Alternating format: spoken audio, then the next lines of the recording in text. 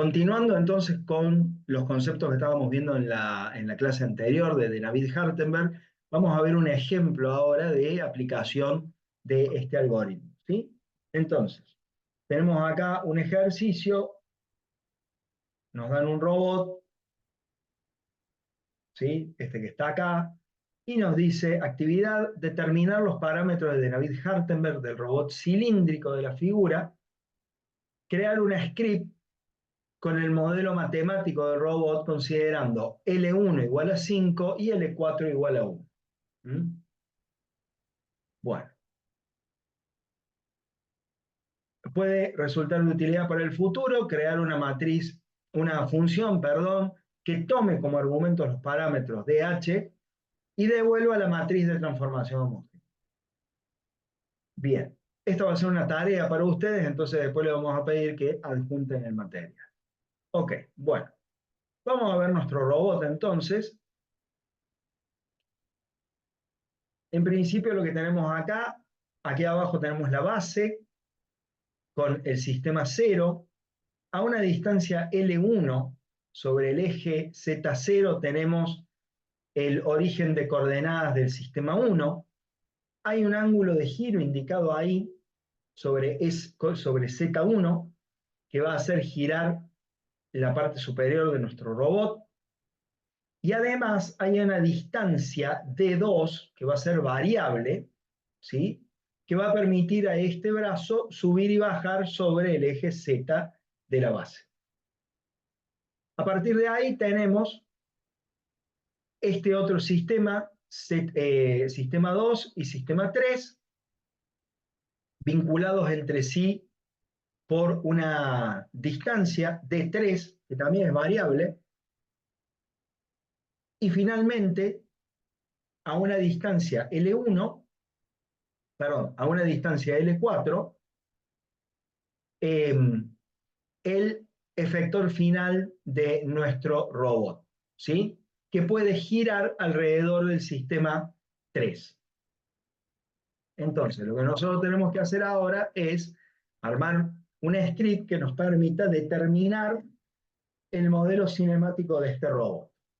Y vamos a arrancar acá, close all, clear all, CLC, modelo cinemático del robot de la tarea 5. Bien, vamos a arrancar escribiendo las constantes del robot, que son L1 y L4. L1 que vale 1, creo, y L4, si mal no recuerdo, vale 5. Luego vamos a crear las variables del robot, o sea, las articulaciones. En este caso tenemos un θ1, que lo vamos a representar con la letra Q, vamos a dar el valor 0, ¿sí? En la posición, en el origen está en 0. Tenemos un ¿Sería D2, Q0, profe? no, porque es la articulación. Ah, el otro es fijo. Articulación, fíjate que es θ1, sí. Bien. Está bien lo que planteas, porque el sistema θ, el sistema 1, este de acá, gira un ángulo θ1 alrededor del sistema 0. Ah, el 0 no gira. El 0 no gira, exactamente. Bien. Y por eso no se pone. Claro. Listo. D2 igual a 0. Fíjense que con la misma lógica, D2 es la distancia que se mueve el sistema 2 con respecto al sistema 1. ¿Sí? Cuando nosotros consideremos, cuando busquemos los parámetros de esta primera relación del sistema 1 con respecto al sistema 0, el 0 está claramente fijo y el 1 es el que se mueve. Cuando busquemos la relación entre el sistema 2 y el sistema 1, podemos considerar que el 1 es el que está fijo. Porque el sistema 1, para esta articulación, para este sistema, perdón, está fijo. ¿Mm? Claro. O sea, tendría Y que poner las giran, variables. Claro, si giran, si yo tengo acá al sistema 1, a ver, ahí, X, Y Z, ¿sí? Z era el verde. Y acá arriba el sistema 2, cuando giren un ángulo θ1, van a girar los dos juntos. ¿Sí? θ1 giran alrededor de un sistema de la base que está acá abajo. Giran los dos juntos.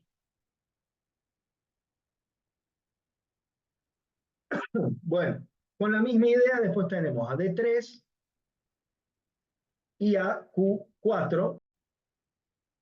Bien, entonces ahí ya hemos definido todas nuestras articulaciones.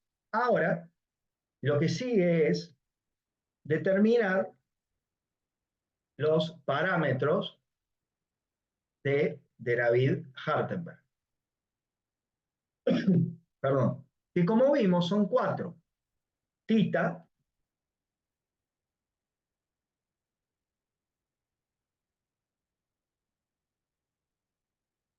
D,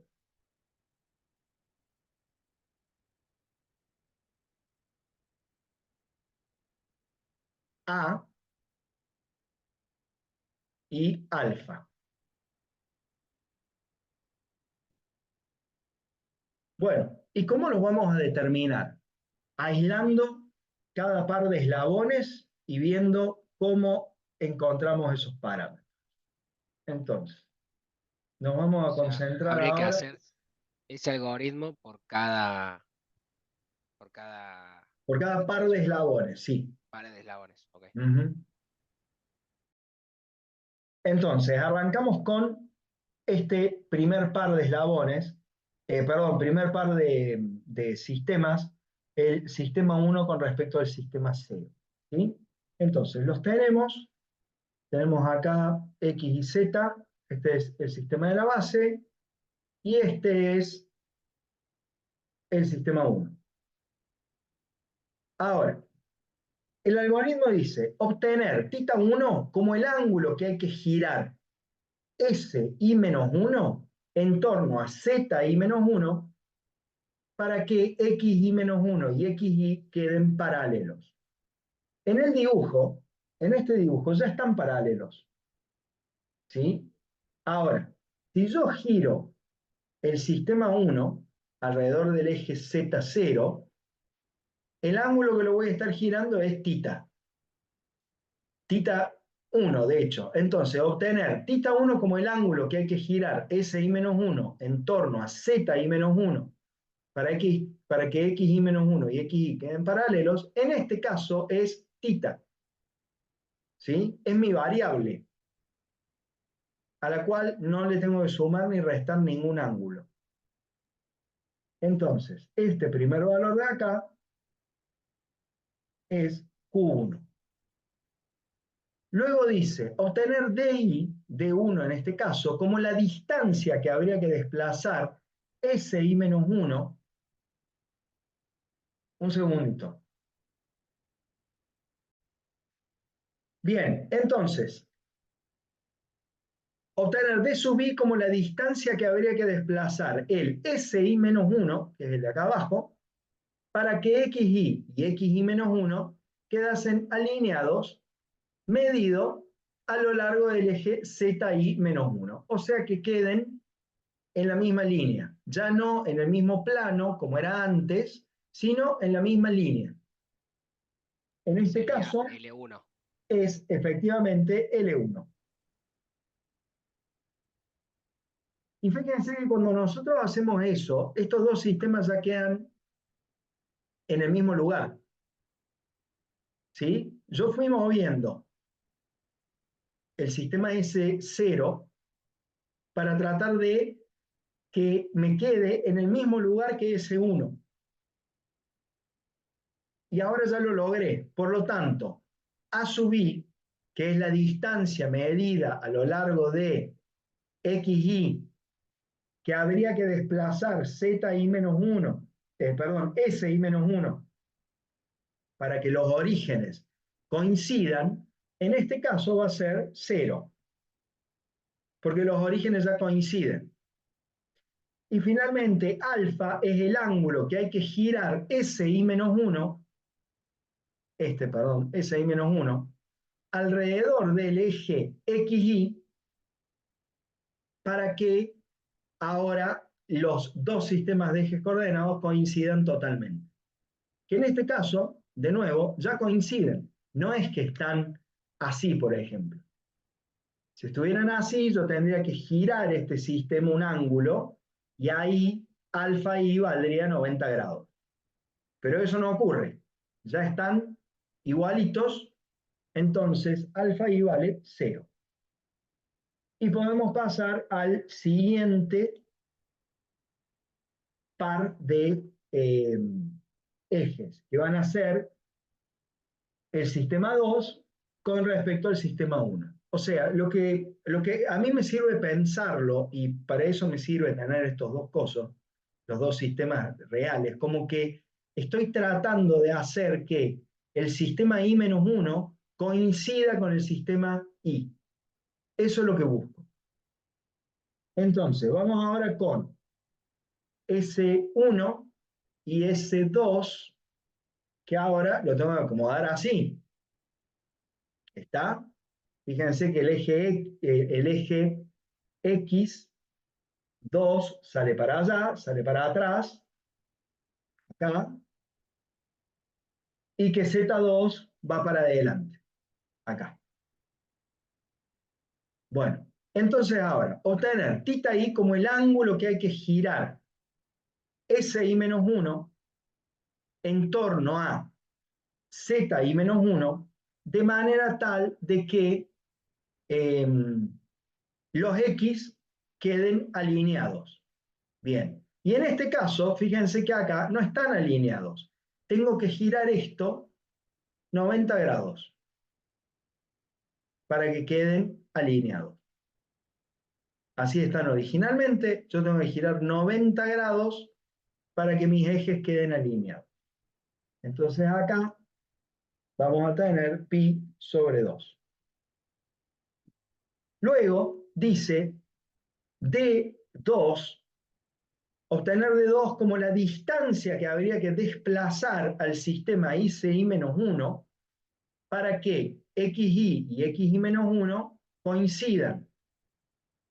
En este caso, esa distancia es D2. Luego tenemos A, que es la distancia que habría que desplazar. Este era el 2 y este es el 1.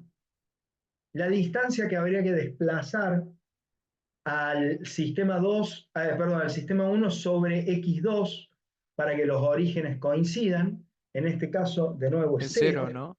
Exactamente.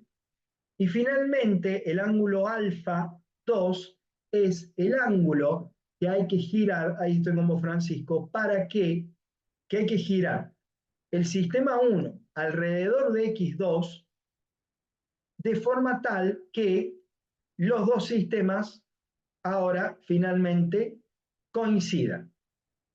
Acá se me armó lío, perdón. Ahí está. Esto venía así, entonces yo primero giré este, ahora sí. Después lo subí, ahí está. Y ahora tengo que girar un ángulo pi sobre 2 positivo para que los dos sistemas queden alineados. Seguimos adelante, ahora relacionando el sistema 3 con el sistema 2. El sistema 3 lo voy a poner acá con X hacia allá, Z para acá, y este otro tiene, por suerte, la misma configuración. Entonces, vamos a determinar θ como el ángulo que hay que girar alrededor de Z0, Z2, que es este de acá, para que los X queden en el mismo plano. Bueno, en este caso ya están en el mismo plano y acá no hay una articulación rotacional. Por lo tanto, el θ3 es 0.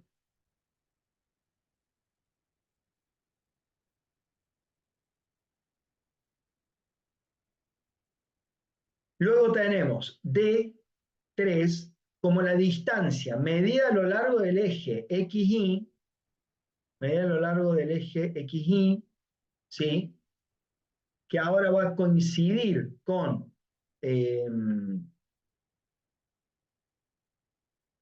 perdón, obtener D sub I como la distancia que habría que desplazar SI menos 1, ¿sí? SI menos 1, este de acá, para que XI y X1 queden alineados a lo largo de ZI menos 1, o sea, a lo largo de este eje. Para que queden alineados, tengo que llevar este eje, este sistema, acá. Y esa D3. distancia de separación es D3.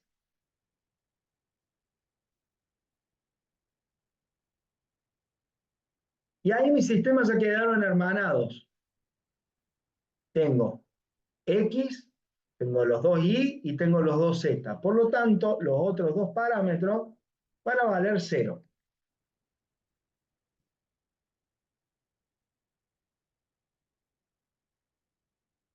Y finalmente, tenemos que encontrar los parámetros entre el sistema 4, que va a ser este de acá, y el sistema 3, ¿sí? Donde arrancamos diciendo obtener θ 4 como el ángulo que hay que girar SI-1, este sistema, en torno a ZI-1, este eje de acá, para que los dos X queden paralelos. Si yo giro el sistema 4, después voy a tener un ángulo θ4, después voy a tener que girar este sistema un ángulo θ4, ¿sí? Si giro un menos θ4, para que queden paralelos los X, tengo que girar el sistema 3 menos θ4. Por lo tanto, este parámetro es θ4. Profe, disculpe. Entonces, ya tenemos determinado el valor de θ4. Ahora, D4 es la distancia que habría que desplazar el sistema 3 para que ahora X3 y X4 queden alineados, ¿sí? En la misma línea, medida a lo largo de Z3, que en este caso es L4.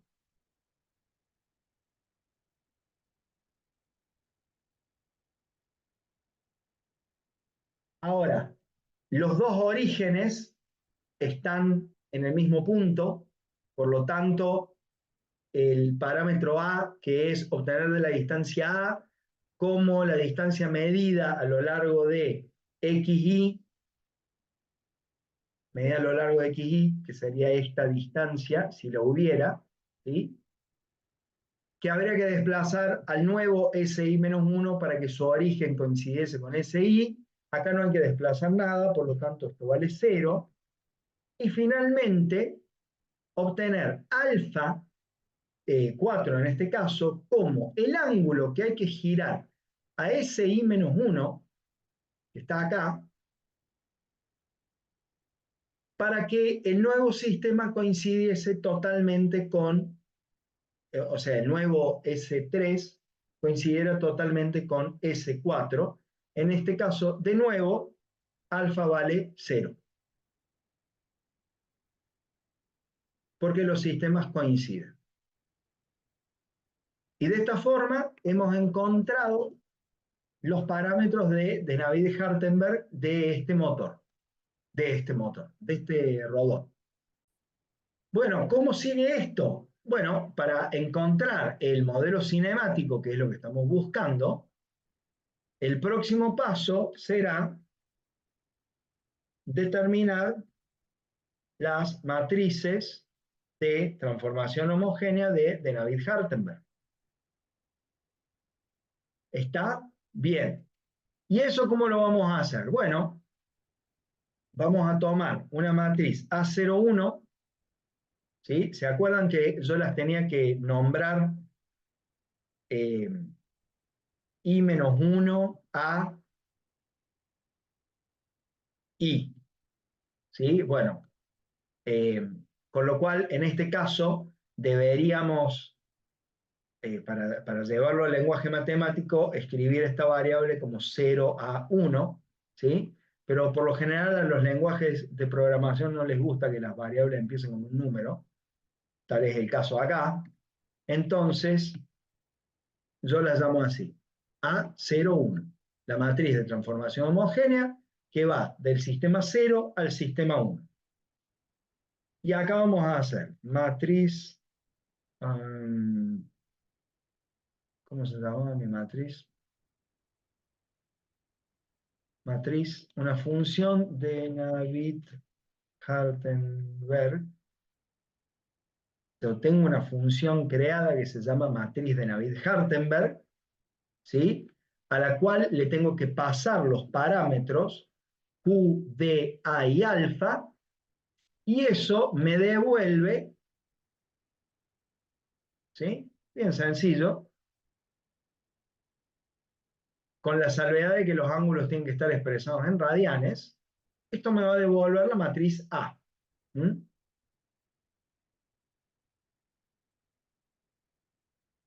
Entonces, teníamos matriz de Navier-Hardenberg,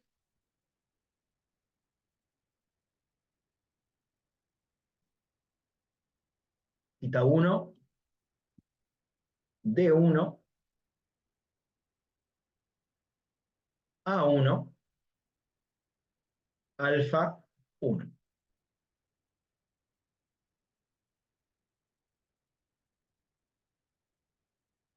Esto me va a devolver la primera matriz.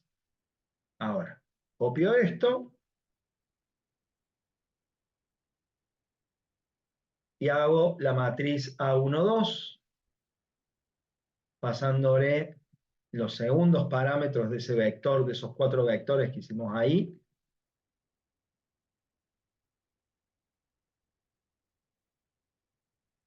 A23,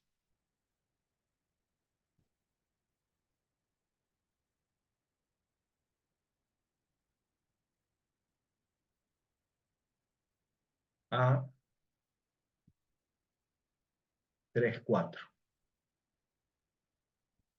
Acá ponemos 4, 4, 4, 4. Bien. Si yo ejecuto este código ahora, lo que voy a obtener van a ser las 4 matrices de Navier-Hardenberg para esta configuración, ¿no? Donde todo vale 0. ¿Y para qué me sirve? Y para empezar a ver, verificar que toda la matriz de transformación homogénea, que todo el modelo cinemático completo esté bien. El modelo cinemático completo, ¿qué sería, profe? Bueno, sería esto. Modelo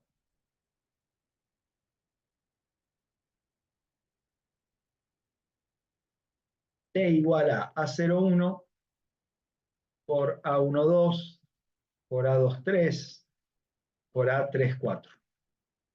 Eso es el modelo completo, la multiplicación de todas estas matrices. Ahora, si yo lo veo así, ¿qué información obtengo? Bueno, yo lo que veo acá es que la relación entre este sistema y el sistema de la base, cuando están en reposo, esto me dice que el X4 coincide con I0, o va en la misma dirección que I0, no coincide, es paralelo en todo caso a I0. Me dice que I4 es paralelo a Z0, I4 paralelo a Z0, y me dice que Z4 es paralelo a X0. Z4 paralelo a X0.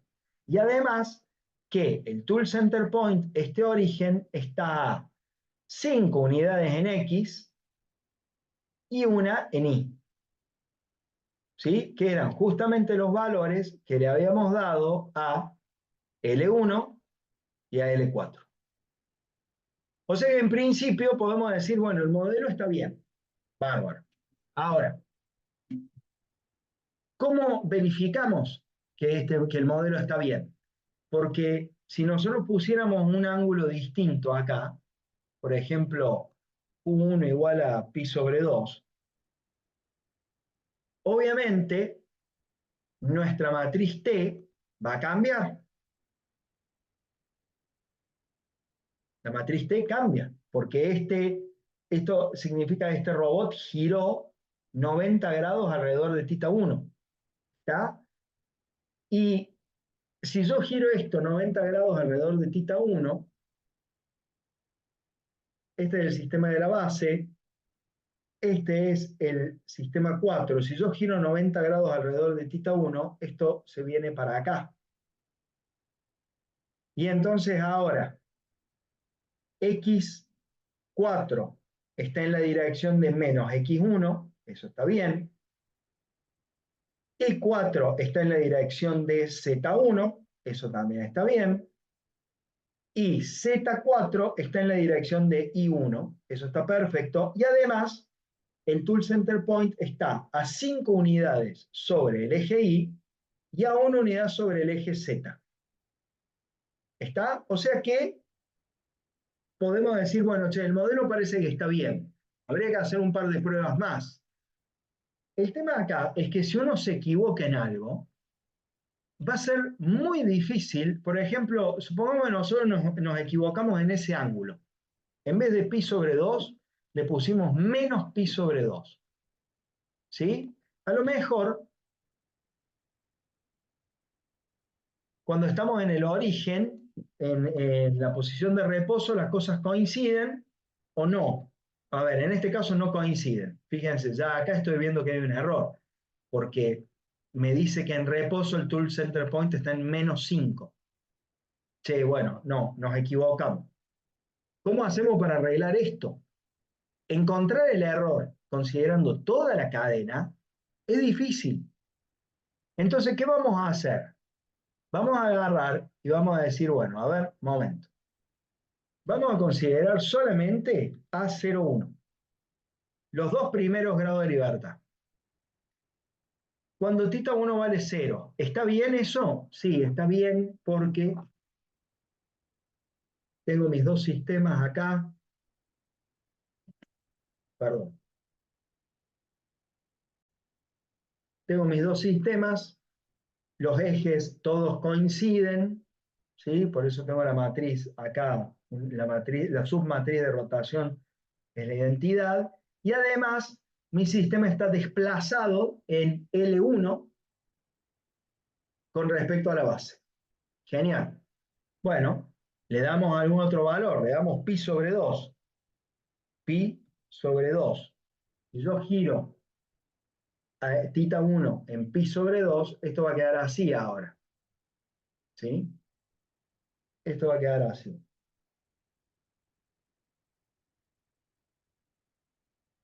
Entonces ahora A01 cambió, por supuesto, y ahora esto me dice que X1 es colineal con I0, que I1 es colineal con menos X0, y que las Z siguen alineadas y que esto sigue en una unidad, el origen está desplazado una unidad en Z. Bueno, probemos para el otro lado, hagamos ahora que Q1 se mueva menos pi sobre 2.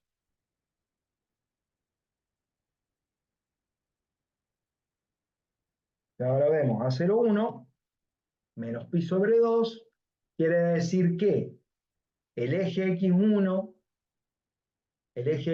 queda colineal con menos I1, el eje Y1 va con X0, los zetas son paralelos entre sí, y esto está desplazado una unidad. Yo ya habiendo hecho esas tres pruebas, ya digo, bueno, el problema no está en los parámetros de Navier-Hartenberg de la primera articulación. Entonces voy a ir a la segunda ahora.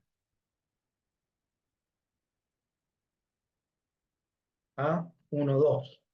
Ahora me voy a concentrar en la articulación 1, que es esta de acá, y la 2, que es esta que queda acá. Ahora bien, ¿qué me dice esto? Que el eje X 1, perdón, que el eje X2 debería ir con menos I1. Pero I1 está acá. O sea que según este modelo, esto tendría que estar así, al revés. Entonces ahí ya veo que hay un error.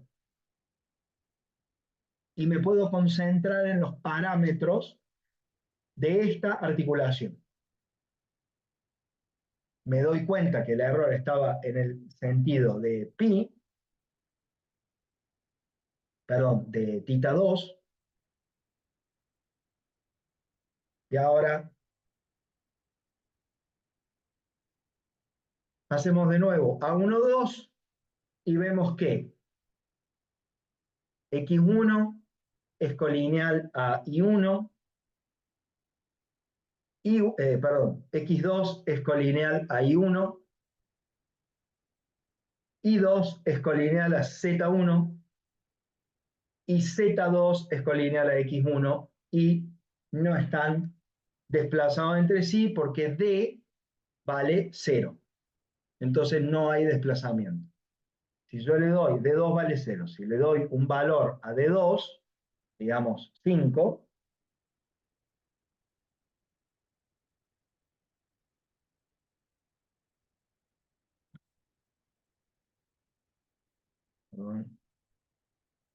A1, 2, entonces ahí veo que está desplazado 5 unidades sobre el eje Z. ¿Mm? Y acá lo que podemos hacer de nuevo es variar un poco el valor de la articulación, que es de 2, ¿sí? Pero que obviamente el único valor que se va a ver modificado va a ser este de acá, ¿sí?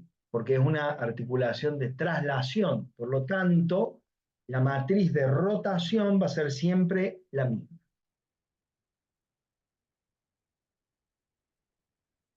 ¿Mm? Bueno, este trabajo después hay que hacerlo con todas las articulaciones. ¿Eh? A2, 3, con todos los sistemas, y A3, 4. Hay que hacerlo con todo.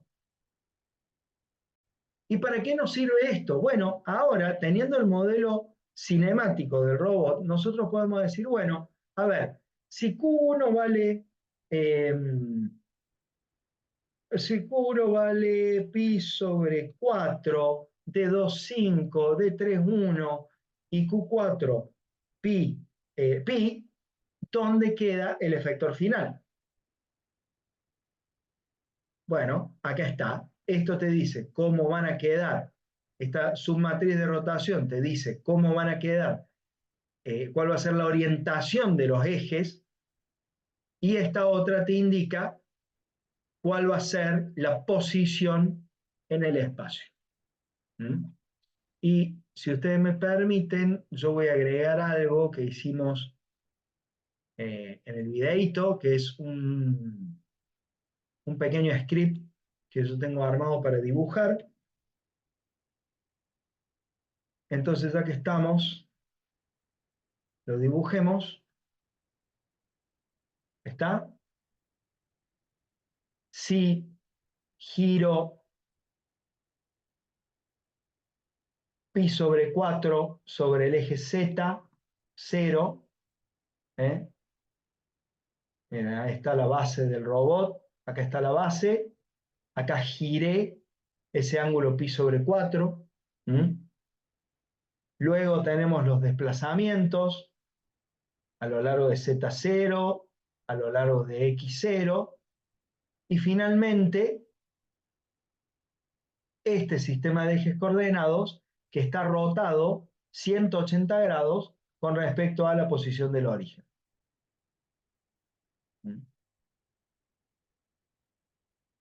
Y esta es la información que nos da el modelo cinemático directo de un robot. A partir de los valores de las articulaciones, nos deja conocer cuál es la posición y la orientación del efector final con respecto a las coordenadas de la base. O sea, al origen de nuestro robot o de nuestro mundo, de lo que sea.